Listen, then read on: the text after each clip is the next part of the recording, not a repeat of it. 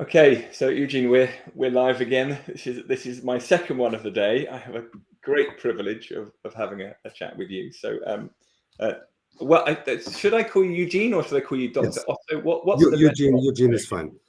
Okay, I just prefer having a doctor. You have a doctor, but you don't need to put it on top. Okay, so just to start this off, obviously this is a live interview. So for those of you who are perhaps watching this on LinkedIn or to Twitter, this is actually part of my Innovators series, the first series of 10 interviews that I'm running, where I'm sort of picking into my contacts and looking at people who are really doing some what I think or I perceive as being interesting moves when it comes to the strategy around change, transformation, innovation within the real estate sector. So if you didn't see the interview I had this morning with Nikki from QIC over in Sydney, just to understand, there's three sections to this. Is a live interview. The first one is a bit of wordplay. The second one is some short form answers to questions I have. And then Eugene and I will go into slightly longer form discussion, but it's probably no more than 20 to 25 minutes. And basically I'm getting all the edits and I'm cutting it up afterwards with a hope that we're really trying to help the real estate industry understand more about transformational change than just that word prop tech, which I feel is becoming a bit of a barrier to the real estate industry, understanding the problems it faces and moving on. So, Eugene, we'll jump straight into this and we'll go into that sort of first bit, which is really, oh, by the way, sorry, just to say, for those of you who are watching on LinkedIn, I will have a look at the end and look at some questions. And, you know, if you want to put a comment or some feedback, or if you have any questions for Eugene, just drop it into the comments or a tweet, and I will bring that in a little bit later on. But this first piece is all about wordplay, associating particular words with others. So, Eugene, I'm going to start you with 10 different words, and hopefully it's very difficult in a second language, I appreciate, but thank you for hopefully playing this one around. So, Eugene, are you ready? Yes, go ahead, James. Right, you ready? Prop tech. How is it going to continue?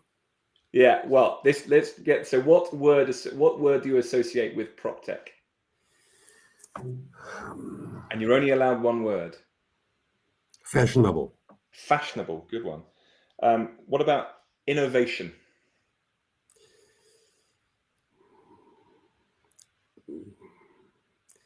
Needed.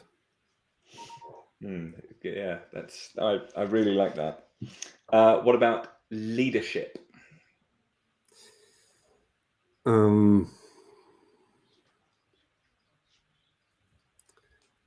Old-fashioned expression. I'll let you get away with 3. You know, I have so much respect for doing this in a second language. I can basically order a beer in many, but that's about it. An interesting one here, hopefully. Customer.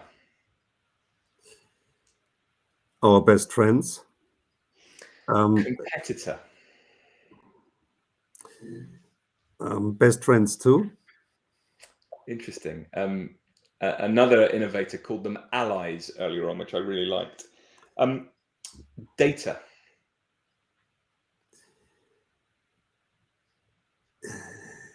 Big hurdle.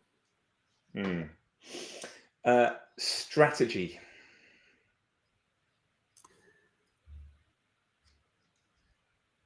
Under fire.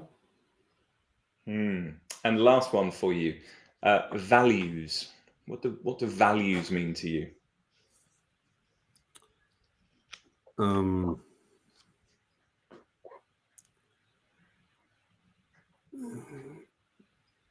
Combining the past and the future, but one word.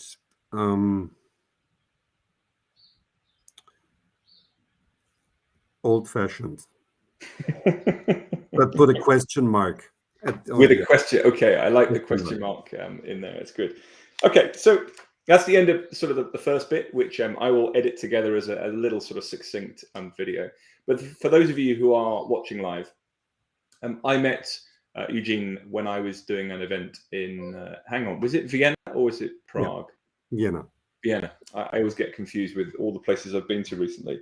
And I was really impressed with Eugene's sort of attitude to innovation. And I wanted to just understand a little bit more. And so, Eugene, we're going to come into the second section now, which is some sort of short answers around particular themes, which I hope you'll entertain me with your views and your opinions on this. I think it's really important for others to see what other leaders are doing. So, just let me pose a question.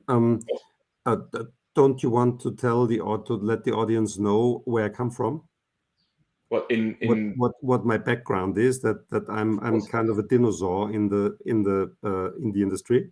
Would you call yourself a dinosaur? Yeah.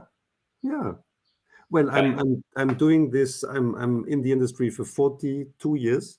I started at 18, and I've seen lots and lots and lots of changes. And I think if somebody is a newbie, like entering during the last 5 years, it's a lot easier to be open and to be curious and to have a look. But for an experienced guy as I am, having grown up with a very, very difficult, with a very, very different old style, old fashioned, old industry, especially in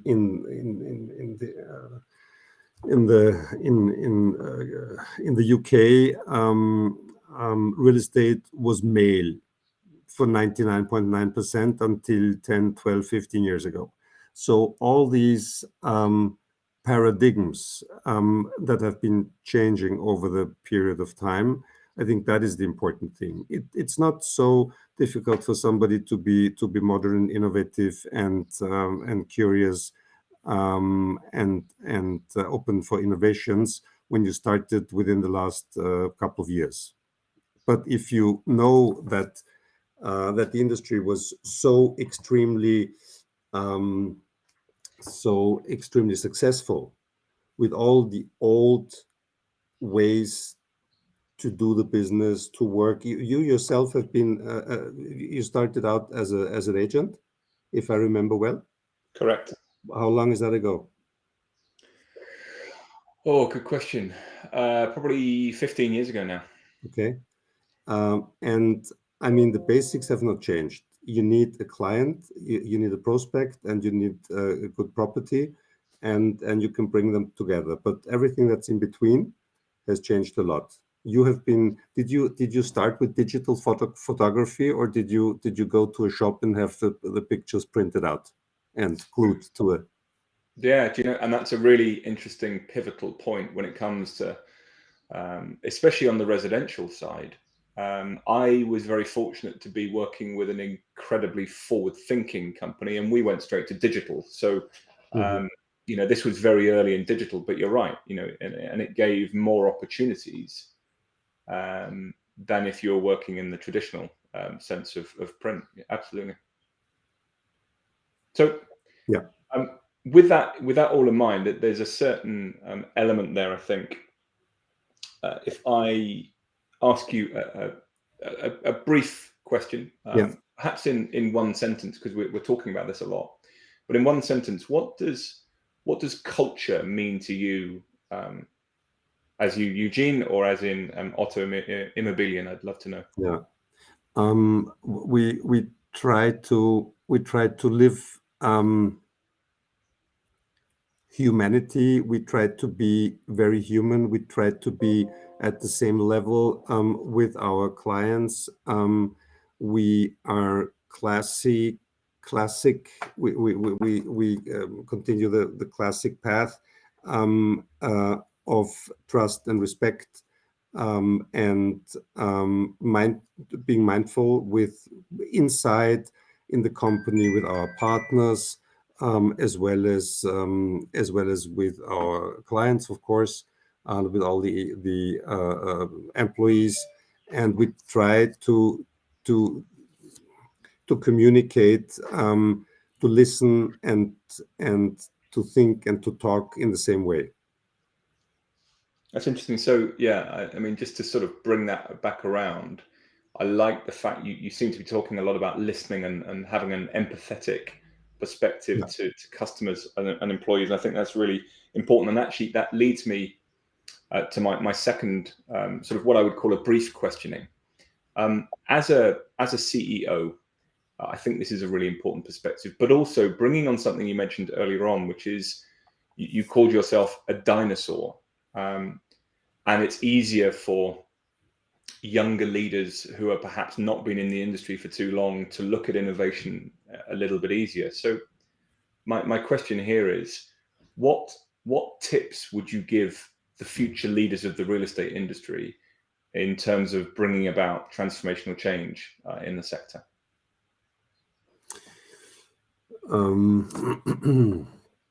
A lot of asking questions, a lot of being curious, a lot of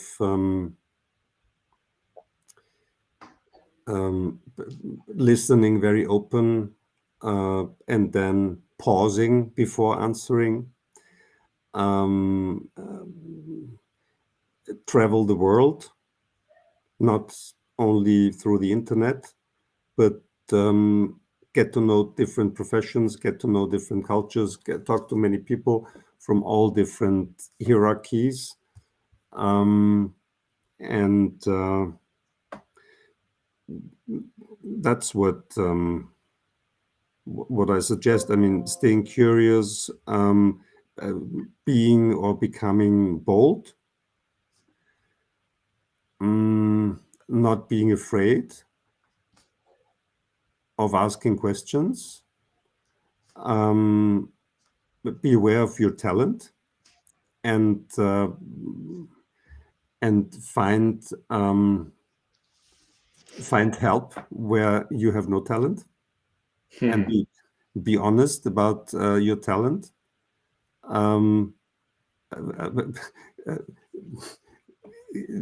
Everybody should be able to reduce and grow the ego as needed. Sometimes you need a bigger one, and sometimes you should be able to shrink it. Yeah, it's a really interesting point.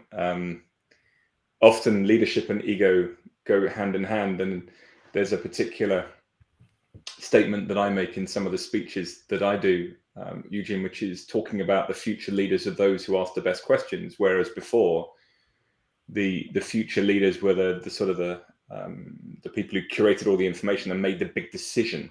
And so past leaders were the big decision makers, the future leaders are the big question makers. So there's a real contrast there in terms of the way that ego is managed, and I find that a particularly fascinating insight. So my last question on these sort of short and brief sort of one-way dialogue questions for me is around digital transformation. Can you summarize your feelings about, what does digital transformation mean to you?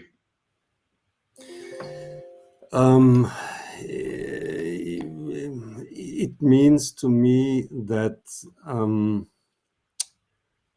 I had to get in some free spirits who are not guided through the same rules that are existing or that have been existing for many years. I encouraged two young ladies. I hired them. They are our innovation agents. It's how we call them. They are with us now for 2.5 years, and their job is number one, to walk through all the departments. We have 10 departments and we have 100 staff. As a service provider, as agents, property managers, and valuers. And their first job is to walk around and exchange with the colleagues in the departments where there are problems, where there are needs. And the second of their job is to stay connected in the innovation industry, in the prop tech scene, in the prop tech peer groups in Austria and abroad, and to see what what the innovations are and how they could probably be used within the company. They edit a newsletter every Friday, a short one where they summarize what they have learned during the week from outside, from podcasten and other prop tech and innovation media, and they send it around within the company. They get feedback, they get questions, and the third job they have is to um, to find a project within the company that needs and that needs a larger process, that needs more work to be done. One of the processes that are very important to the business, to really completely renovate them and to innovate them. And also to in that third part, it falls also their um, their initiative where the management should have a closer look at, is there a niche that we're not covering, or do they think that there is something that we overdo, that we should stop or reduce doing. And by that, and when I said I wanted to have free spirits, it also means that for the first, I think, 9 months or 10 months, they were not allowed to walk to work in the office. They had no workplace in the office, in our main office. But I urged them to screen all the co-working places that we have in Vienna, and to make a list of them, and to not stay longer than, and to work there from there, but not longer than 2 months, and then change it to the next one, and then see what happens there. See how the exchange with other young companies is, broaden their network, etc. Yeah, I really like the term you use there, which is about you've hired free spirits to come in, and I think you also use the term, who are not governed by traditional mindsets. I think it's a really important dynamic to have within the company. But let me just expand that out as another question around the culture within Otto. I can never say it very well. Immobilien. How are you creating this innovative culture within the company as a CEO? Because arguably, you are really coming from a top-down initiative. This is your initiative. You've hired people to come in as free spirits. But how are you changing? Or I should actually rephrase that. Are you changing the culture within Otto Immobilien to be more innovative? And if you are, how are you doing that with these free spirits that have come into the organization? I think something that is really extremely important in daily work, and it runs also very important for our innovation agents, is give them the platform, and give everybody who's working, who is coming every day into the office, giving them possibilities where they can be proud,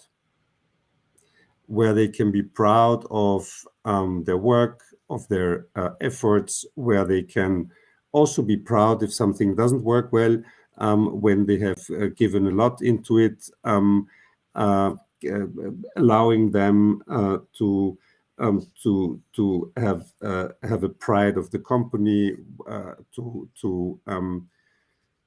where the brand stands, allowing them to be a part, allowing them to have a voice that is heard, allowing them So to. can I just Yes. ask as a question? It sounds to me that you're giving them a level of autonomy within their roles. They have the ability to drive their opportunities. Is that fair? Yes, but I had to learn that. That was really hard for me, because I come from an environment where, of course, a boss is a boss, and they tell you what to do, and it worked well, as long as until probably 20 years ago. I didn't have such strong people working with me. And the stronger the management team, the team leaders, etc., are, as more individuality they bring in, the more it is necessary to give them free space, to give them authority, or to give them autonomy, and it's still like a pendulum. Something it works better for me, and sometimes I have a hard time with it.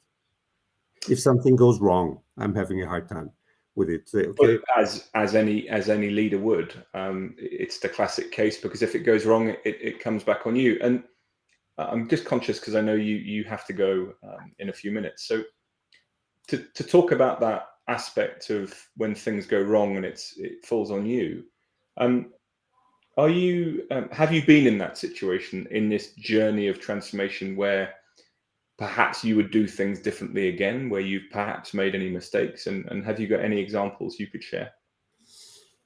um,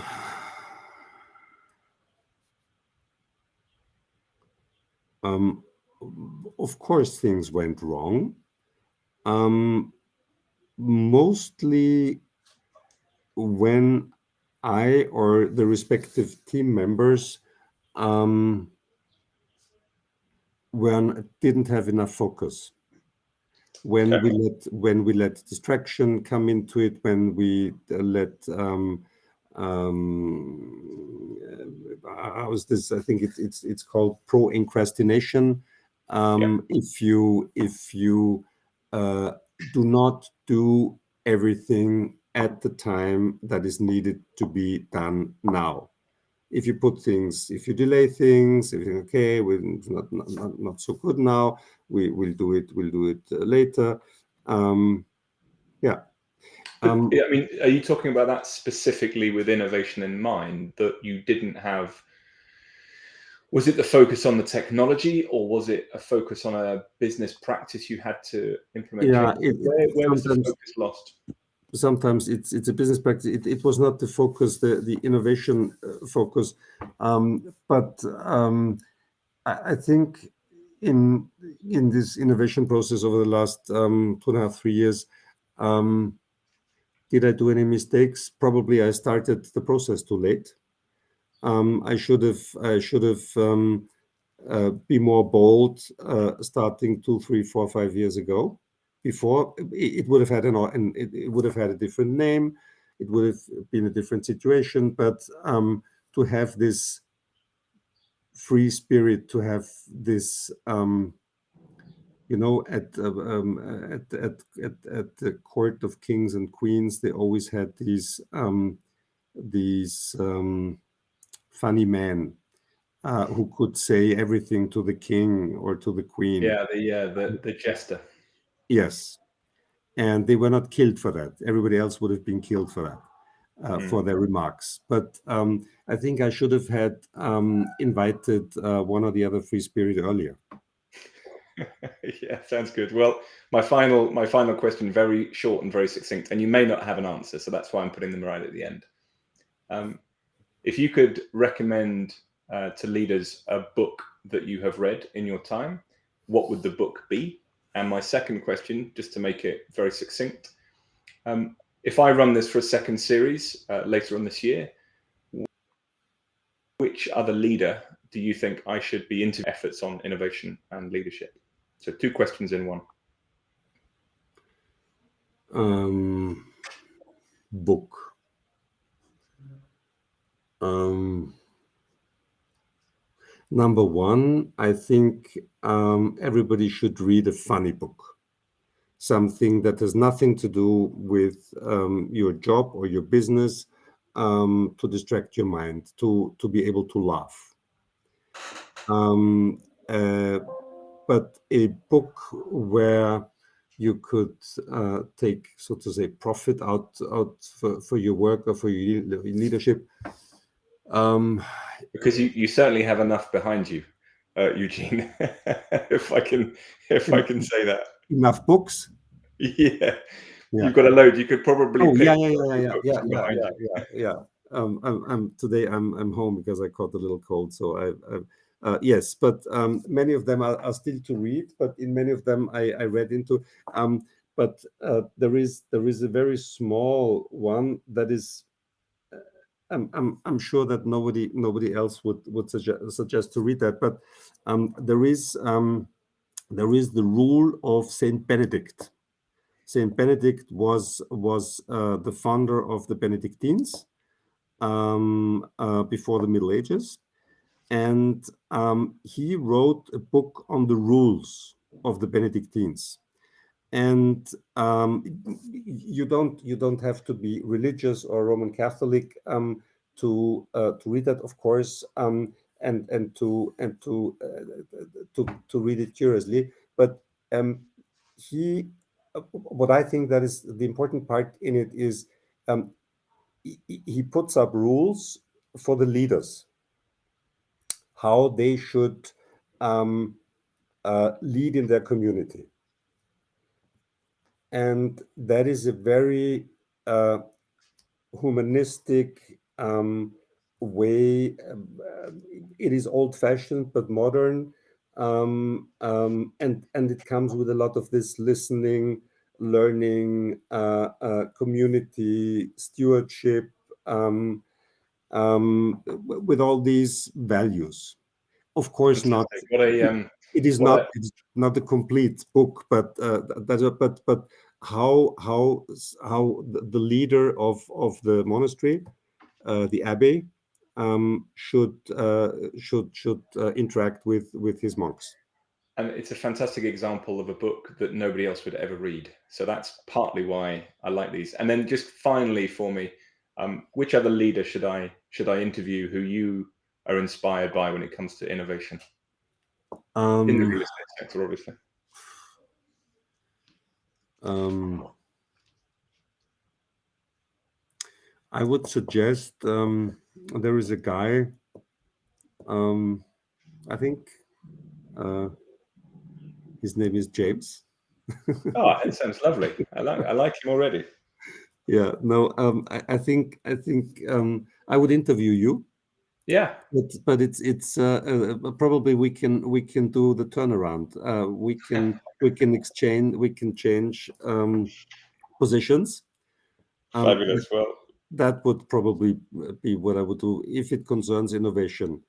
Um, I would be I'd be fascinated to see how the tables would turn on me. But I'm very conscious that you have to go. So just for yes. everybody here watching, potentially watching live, just a couple of things I've really picked up on here.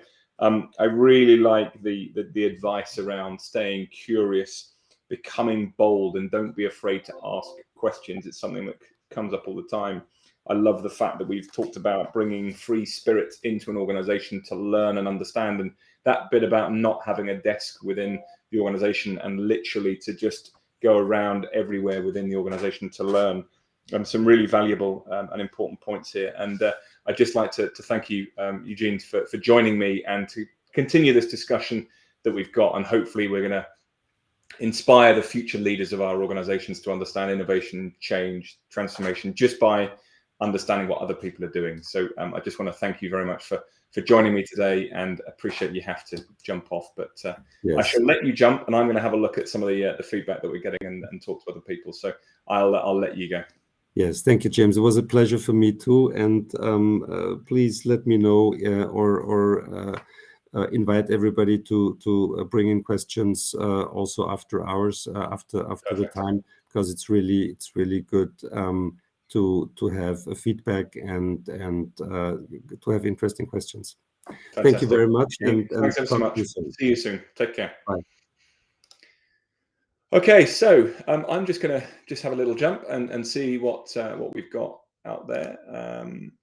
See if there's any questions and people watching this. So if you're still around, that's cool. Oh, hey, Wilson, see you're on. Very nice advice. That's great. Neil, be interesting to learn what Dr. Otto's opinion is for the emerging residential class of the nomad, and if there is likely to be an institutional response to this new way of living.